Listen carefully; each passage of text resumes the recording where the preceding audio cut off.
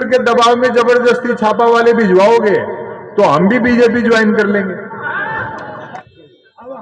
अभी अमेरिका में अडानी जी के खिलाफ एक मामला बन गया। लोग समझते नहीं है कि करप्शन किस किस तरीके से किया जा सकता है।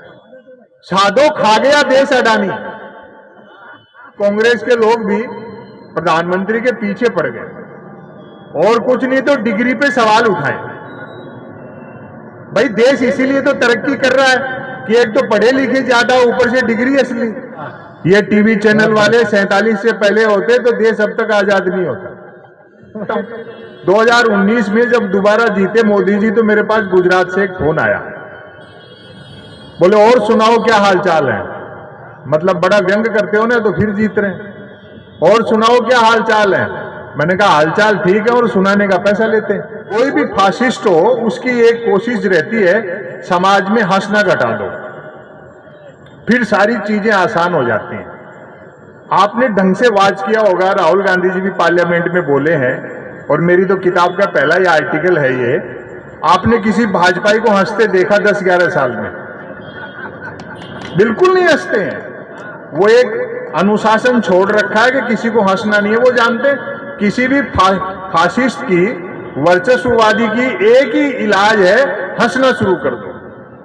तो आज आपने ये हास्य का कवि सम्मेलन बुला करके, ठीक है इसमें कुछ बातें विषय पर हुई, कुछ विषय से अलग हट करके भी हुई और लोग हंसे। यही समाज में रहना चाहिए। हंसने से वर्चस्व टूटता है, चेतना लौटती है। मैं भी 10-11 साल से यही कोशिश कर रहा हूं। हालांकि मेरी इमेज ऐसी बना दी जैसे मैं मोदी जी का विरोधी हूं। आप लोगों की सरकारें थी तो कवि लोग खूब लिखते थे। आगे जब आपकी सरकार आएगी तो हम ही लोग लिखेंगे। कवि का काम ही है प्रतिरोध करना। वो तो खुद ही विपक्ष होता है अपने आप में, तो हम तो खुद ही विपक्ष का काम कर रहे हैं। लेकिन इमेज ऐसी बना दी जैसे मैं मोदी जी का विरोधी हूं। मैं तो अगर ये भी कह दूं कि मोदी जी विकास के दम पर तीसरी बार जीत के आए हैं तो भक्त लोग जूता निकालते कि शर्म नहीं आती प्रधानमंत्री के बारे में झूठ फैलाते हुए। कवि का काम ही ऐसा है। लेकिन है क्या, एक समस्या मैंने 8-10 साल से देखी। आप लोग होमवर्क ले लेते हो। उन्होंने अपनी जो आईटी सेल है और जो दूसरे लोग हैं वो उनको भी मालूम है कि वो क्या कर रहे हैं, लेकिन वो आप लोगों को होमवर्क देने के लिए छोड़े हुए हैं। एक को ट्वीट किया, 50 लोग आप पे टूटे, उस ट्वीट का जवाब देना शुरू हुआ, उनका काम आसान हो गया।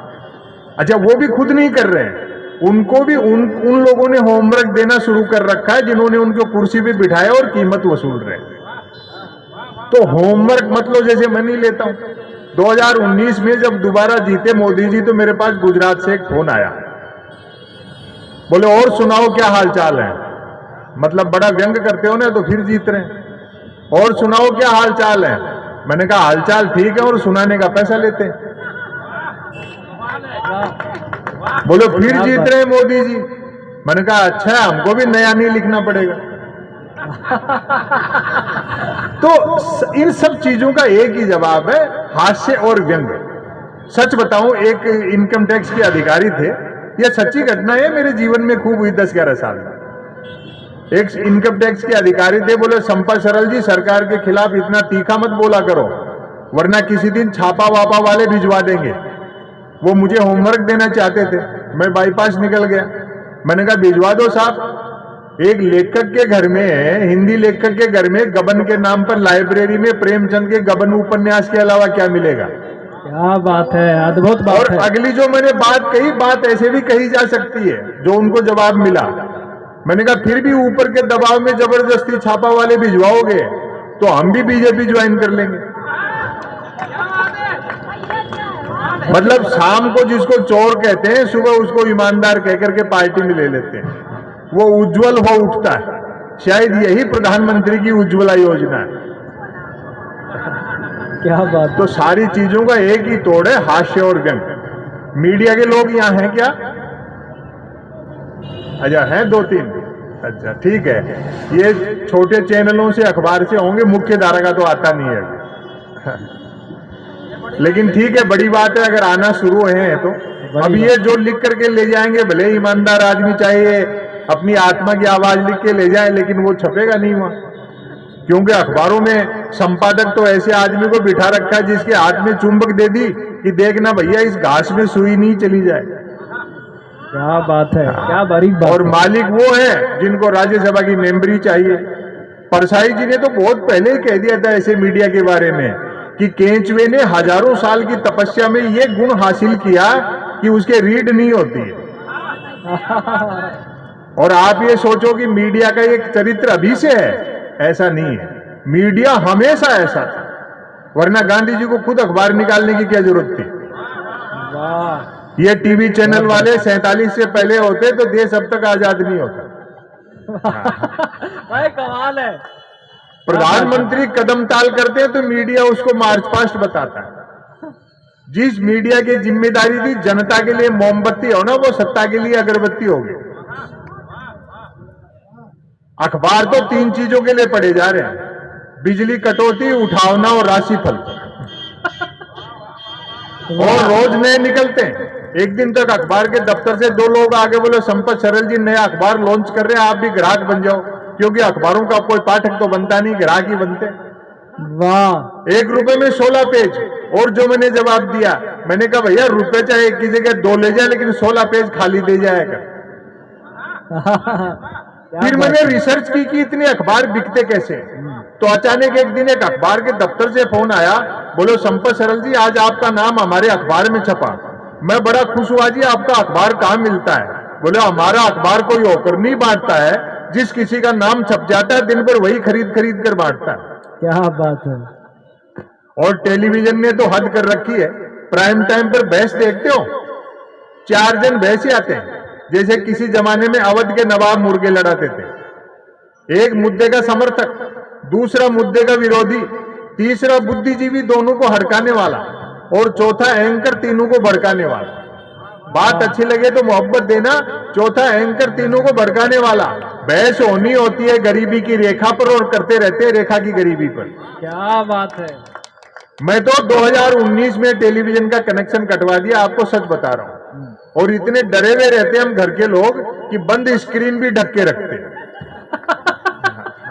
तो ये टीवी टावी में कुछ नहीं है, असली लड़ाई होती है जमीन पर। जैसा आंदोलन किसानों ने किया, जैसी भारत जोड़ो यात्रा राहुल जी ने निकाली, और जैसी न्याय यात्रा आप निकाली। ये वर्चुअल दुनिया और ये मीडिया ये कुछ नहीं है, असली लड़ाई होती है जमीन पर। तब मैं आपको एक लघु कथा सुनाता हूं, मीडिया किस तरह से खबरों को खींचता है। आज बुजुर्गों को लेकर के भी देखो काफी कहा, ये तो कांग्रेस में बुजुर्ग हैं तो पगड़ी पहना करके इतना सम्मान किया, भाजपा में होते तो अब तक मार्गदर्शक मंडल में होते लोग। ये मैं बहुत अच्छा है कि नए लोगों का उत्साह और आपका अनुभव दोनों काम करते हैं। और माताएं बहनों को लेके बहुत मजाक की हमारे कवियों ने, आप बुरा मत मानना। देखो शादीशुदा हो तो पत्नी को साथ रखा करो, वरना मन की बात भी रेडियो पे करते फिरोगे। हाँ। क्या बात है। स्त्री का त्याग संसार में पुरुष से बहुत बड़ा है। वो पति ने डींग आंकते हुए कहा मेरा बड़प्पन देख जो तेरे से बिना देखे शादी कर ली। पत्नी बोली मेरी भी हिम्मत देख जो तेरे को देखने के बाद भी मना नहीं किया। वाह, क्या बात है। दरअसल सटायर क्या है, इशारे का काम करता है, बात भी कह देता है और ऐसे लगता भी नहीं कि किस संदर्भ में सीधी सीधी बात कह दी। अभी जब सरकार का गठन हो रहा था तो बिहार के वयोवृद्ध मुख्यमंत्री ने प्रधानमंत्री के चरण छुए, जो अनुभव और अमृत दोनों में ज्यादा बड़े। तो प्रताप पोद्दार ऐतराज कर रहे, बोले देखो यार नीतीश कुमार जी ने प्रधानमंत्री के पांव छू लिए। मैंने कहा भैया गठबंधन की अपनी मजबूरी है, हो सकता है दोनों में अंदर खाने ये समझौता हुआ हो कि प्रधानमंत्री अकेले में छुएंगे और नीतीश जी खुले में छुएंगे। हाँ। हाँ। तो ऐसा नहीं देखना कि एक खुले में छू रहा, हो सकता है कोई अकेले में भी छू रहा हो। हाँ। वहीं से मैंने एक लघु कथा निकाली, खबरें कैसे तानते। स्वागत स्वागत। बाकी देश में क्या हो रहा है, वो तो जब सत्ता का पावर होता है ना, पूरी मशीनरी साथ होती है, सब कुछ साथ होता है, तो उसका दुरुपयोग भी कई बार हो जाता है। लेकिन जो सच्चाई है वो सब जानते हैं। लोग कहते हैं कि साहब पार्लियामेंट तो पार्लियामेंट, लाल किले से भी झूठ बोला जा रहा है। तो मुश्ताक अहमद यूसुफी साहब हमारे टोंक के थे, जो विभाजन के टाइम पाकिस्तान चले गए, सटायर के बहुत बड़े राइटर। उन्होंने एक जुमला बहुत अच्छा कहा, बोलो बोलने वाला और सुनने वाला दोनों ये जानते हो कि ये झूठ है तो ये गुनाह नहीं है। क्या वो बात जब है। जो चीज पूरा देश जानता है उसके बारे में क्या बुरा मानना, वो तो वैसे ही करेंगे। ब्रेकिंग न्यूज, अबरार साहब टेलीविजन कैसे खबरें ताने। आत्मनिर्भर नामक राज्य में डिजिटल क्रांति भले ही होने को थी, पर न्यूज क्रांति हो चुकी थी। क्या बात है। न्यूज चैनल खबरें तलाशते नहीं, गढ़ते थे, और देते नहीं, फैलाते थे। ब्रेकिंग न्यूज की तो मारामारी रहती थी। अब कहानी यहां से शुरू होती है 5 लाइन की। एक दिन जो ही राजा नहाकर स्नान घर से निकला, वाह। त्यों ही एक न्यूज चैनल ने ब्रेकिंग न्यूज दागी। राजा नहाया। आहा, वाह। दूसरे न्यूज चैनल ने खुशी जाहिर की, हाँ, राजा आज भी नहाया। क्या बात है। तीसरे न्यूज चैनल ने अटकलें लगाई, राजा क्यों नहाया। चौथे न्यूज चैनल ने नई जानकारी दी, राजा पहली बार नहाया। वाह। पांचवें न्यूज चैनल ने आत्मनिर्भरता की पुष्टि की, राजा खुद नहाया। और अगली पंक्ति पर आपकी तालियां रुकेंगी नहीं, मैं चैलेंज करता हूं। छठे न्यूज चैनल ने रहस्योद्घाटन किया, राजा पानी से नहाया। क्या बात है, कमाल। सातवें न्यूज चैनल ने ब्रेकिंग न्यूज में गर्मी भरी, राजा गर्म पानी से नहाया। आठवें न्यूज चैनल ने स्थिति और साफ की, राजा साफ पानी से नहाया। वाह। नौवें न्यूज चैनल ने गुप्त जानकारी दी, राजा स्नान घर में नहाया। और 10वें न्यूज चैनल ने राहत भरी ब्रेकिंग न्यूज चलाई, राजा आज तो नहाया। और आपको सच बताऊं, एक सच्ची घटना हुई। जैसे ये लघु कथा सुनाई, लोग कहते हैं ना श्रोताओं पर असर नहीं पड़ता। एक श्रोता ने बहुत जोरदार बात कही। वो बोला, संपत सरल जी इसमें 11वीं ब्रेकिंग न्यूज और जोड़ो, राजा गीले पानी से नहाया। ये कमाल है। तो ऐसा नहीं कि लोग समझते नहीं है, समय की अपनी सीमाएं हैं। एक रचना मैं आपको और सुना देता हूं। लेकिन कांग्रेस के लोग भी प्रधानमंत्री के पीछे पड़ गए, और कुछ नहीं तो डिग्री पे सवाल उठाए। भाई देश इसीलिए तो तरक्की कर रहा है कि एक तो पढ़े लिखे ज्यादा, ऊपर से डिग्री असली। क्या बात है। डिग्री पे क्या सवाल उठाना, जब सैटेलाइट लॉन्च होकर के कक्षा में स्थापित हो गया और पूरी धरती के चक्कर काट रहा, फिर डिजाइन पर क्या बहस करनी। हालांकि बाद में पार्टी के 2 बड़े नेताओं ने बाकायदा डिग्रियां दिखा करके प्रधानमंत्री की बताया, तब लोगों को विश्वास हुआ कि हमारे प्रधानमंत्री ने न सिर्फ एमए कर रखा है बल्कि बीए भी कर रखा है। और ये सरदार जी कह रहे थे, बोले क्यों संपत सरल, जब इतने पढ़े लिखे हैं प्राइम मिनिस्टर, तो मैट्रिक भी करी रखी होगी। तो सटायर इस तरह से भी अपनी बात कर देता है। सब चाय आ गई क्या? कोई बात नहीं, 2014 के बाद मैंने तो पीनी बंद कर रखी है। हाँ, क्योंकि इसके नतीजे जानता हूं मैं। हाँ, लेकिन कोई बात नहीं। हाँ हाँ, देश ही भुगत रहा है। नहीं नहीं, चाय पियेंगे तो पिला दो, कोई खास बात नहीं। अभी अमेरिका में अडानी जी के खिलाफ एक मामला बन गया। लोग समझते नहीं है कि करप्शन किस किस तरीके से किया जा सकता है। मैं तो अभी पिछले दिनों दुकान पे गया, भ्रष्टाचार का तरीका देखो। दवा की दुकान पे गया, दरअसल तबीयत खराब नहीं थी, एक्सपायरी डेट की दवाइयों पे डिस्काउंट चल रहा था। वहां जाकर के पता लगा आज धनतेरस है, तो दुकानदार भी मजाक पे उतर गया, बोले आज भी बीमार पड़ गए क्या। तो मैं चूंकि हाशिम का लेखक हूं तो मैंने बात संभाली। मैंने कहा नहीं, दरअसल तबीयत खराब नहीं है, 2 कारण से आया हूं। एक तो धनतेरस है तो कुछ ना कुछ खरीदने का रिवाज है, दूसरा आज के दिन बाजार में आप ही के यहाँ सबसे कम भीड़ थी। तो वो बोले यार ठीक कह रहे हो, दूसरे दुकानदारों की बिक्री देखकर मैं भी सोच रहा था कि एक दिन के लिए हम भी दवा की दुकान के आगे थोड़े से बर्तन लगा लेते तो 2 पैसे ठीक से कमा लेते। और व्यंग आगे देखना, बोले वो 10 दुकान छोड़ करके मेडिकल वाले हैं अडानी जी, वो तो दीपावली पे पटाखे बेचते हैं। मैंने कहा अडानी जी के पास पटाखे बेचने का लाइसेंस है क्या? बोले लाइसेंस ही पटाखे बेचने का है, बिना लाइसेंस के तो वो दवाइयां बेच रहे हैं। क्या बात है, क्या बात है। आवेदन एक ने किया, परीक्षा में दूसरा बैठा, इंटरव्यू तीसरे ने फेस किया, नौकरी मिली चौथे को और करता रहा पांचवा, वेतन छठे ने उठाया और पेंशन हुई सातवें की। अब आपकी मोहब्बत मिलेगी, जबकि सातवें की डेथ तभी हो गई थी जब पहले ने अप्लाई किया था। क्या बात है। तो ये जाति, भाषा, धर्म, संप्रदाय के झगड़े अपनी जगह है, मोहब्बत और भाईचारे की बात होनी चाहिए। शिक्षा, बेरोजगारी, महंगाई, स्वास्थ्य, सड़क, बिजली, पानी, इनकी बात करो। अभी लोग राम राम कर रहे हैं, अरे राम मंदिर बन गया, अच्छी बात है। राम खुद जानते हैं कि उनके मंदिर निर्माण में भक्ति कितनी थी और राजनीति कितनी थी, वरना अयोध्या थोड़ी हार जाते। हाँ, और राम की सबसे ज्यादा कृपा तो अडवाणी जी पे होनी चाहिए थी। अडवाणी जी को थोड़ी पता था कि मोदी जी पांव छूने के बहाने जमीन खींच लेंगे। तो ये धर्म कर्म, ये व्यक्तिगत चीजें हैं, भीतर की चीजें हैं, जो बुनियादी मुद्दे हैं उन पर बात होनी चाहिए। तब देखे, मैं एक रचना आपको सुनाता हूं। हाँ, मैं आज आपने गजल सुनाई तो मेरा भी मन है, वैसे मैं सुनाता नहीं हूं, और ये पुरानी रचना है, सिर्फ एक बार सुनाई थी। मैं फिर आपको एक जनगीत, देखो वर्चस्ववादी सरकारों के तौर दो तीन चीजों पे, नुक्कड़ नाटक, कवि सम्मेलन, मुशायरे, जनगीत। एक जनगीत मैंने लिखा था, तब देखें। स्वागत है। साधो खा गया देश अडानी, जो प्रकरण हुआ, साधो खा गया देश अडानी, खा गया देश अडानी, साधो निकल गया अंबानी, खा गया देश अडानी। पोर्ट, हवाई अड्डे, बिजली, तेल, कोयला, पानी, क्या क्या खाया? पोर्ट, हवाई अड्डे, बिजली, तेल, कोयला, पानी, नेट, मीडिया, फोन, डकारे, शिक्षा, सड़क, किसानी, साधो खा गया देश अडानी।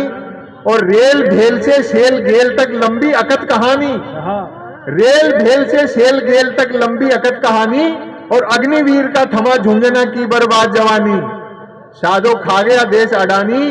कि मैं दोनों का दोनों मेरे, व्यंग देखें, मैं दोनों का दोनों मेरे, नियम न्याय बेमानी, और भर भर झोला खूब लुटाया, हाय हाय राजा जानी, साधो खा गया देश अडानी। और अंतिम पंक्तियां, संदर्भ पुराना है लेकिन तालियों से आनंद लेंगे। गजब नशे में मूर्ख डूबे, गजब नशे में मूर्ख डूबे, गर समझाएं ज्ञानी। हम जैसे कवि लोग कहें कि भैया ये रास्ता ठीक नहीं है, तो भी नहीं मानते। गजब नशे में मूर्ख डूबे, गर समझाएं ज्ञानी, अंध भक्त बाहर चिल्लाए संसद में ईरानी, साधो खा गया देश अडानी, खा गया देश अडानी, साधो निकल गया अंबानी। भक्त शब्द तो जानते हैं आप किसको कहते हैं? भक्त उसको कहते हैं जिसकी आंखें तो होती है लेकिन दृष्टि नहीं होती, उसको बाहर बाहर का दिखता है, भीतर का नहीं दिखता, वो हर पत्थर को देवता मान लेता है। मोदी जी एक लाइन कहते हैं तो निकल पड़ते हैं सारे, नहीं यही सच है। एक भक्त तो माइल स्टोन को देवता समझ करके नारियल तोड़ रहा था, तो किसी ने समझाया कि भैया ये देवता नहीं है, ये माइल स्टोन है। भक्त अपनी अंधभक्ति में डूबा था, बोलो नहीं ये साक्षात देवता है। देखो इसने यहीं से बता दिया कि दिल्ली 250 किलोमीटर है। तो उनकी भक्तगिरी छोड़ो और मुद्दे की बात पे आओ। एक रचना मैं अंतिम आपको सुना देता हूं, समय की अपनी सीमाएं हैं, आप भी थके मांदे हैं, लेकिन सड़क किनारे आते जाते यातायात, उसके बीच में भी आपने जिस एकाग्रता के साथ जिन कवियों को सुना है, मैं आपको बधाई और शुभकामनाएं देता हूं। दरअसल क्या है, इतनी महंगाई, इतनी बेरोजगारी है, उसके बावजूद भी लोग मानने को तैयार नहीं है, स्वीकार करने को तैयार नहीं है। मतलब 70 साल का हिसाब वो मांग रहे हैं जो 10 साल का खुद नहीं दे रहे। क्या बात है। उसका एक संदर्भ मुझे याद आता है, धर्मवीर भारती ने 54-55 के आसपास एक नाटक लिखा, अंधा युग, कभी मौका लगे तो पढ़ना, उसमें एक संदर्भ है। महाभारत के युद्ध का अंतिम दिन है, 18वां, दोपहर बाद का समय है थोड़ा सा, दो चौकीदार चौक पहरा दे रहे हैं। धृतराष्ट्र और गांधारी महल में बैठे संजय का इंतजार कर रहे हैं कि वो आए तो बताए दुर्योधन जीवित है या मारा गया। अंधभक्ति क्या है? इतने में सन्नाटा बढ़ता है और अंधकार घिरने लगता है। दिन में एक चौकीदार का सवाल और दूसरे का जवाब कितनी गहरी बात कह गए धर्मवीर भारती, आज के संदर्भ में लागू होती है। जैसे ही सन्नाटा बढ़ा, अंधकार गिरा, तो एक वॉचमैन ने दूसरे चौकीदार से कहा, बोलो सन्नाटा बढ़ रहा है, अंधकार गिर रहा है, जरा देखना तो। दूसरा चौकीदार बोला, दूसरा प्रहरी बोला, अंधे राजा की प्रजा कहां तक देखे। तो इन विचारों का दोष नहीं है, जैसा राजा होता है वैसी प्रजा होती है। क्या बात उनका है। काम वो करें, हमारा जो काम होता है हम करें। एक न एक दिन चीजें बदलती हैं और देश बदलाव की ओर चल पड़ा है। बहुत बहुत धन्यवाद। खबरों में बने रहने के लिए फोरम 4 को सब्सक्राइब करें और नोटिफिकेशन पाने के लिए बेल आइकन दबाएं।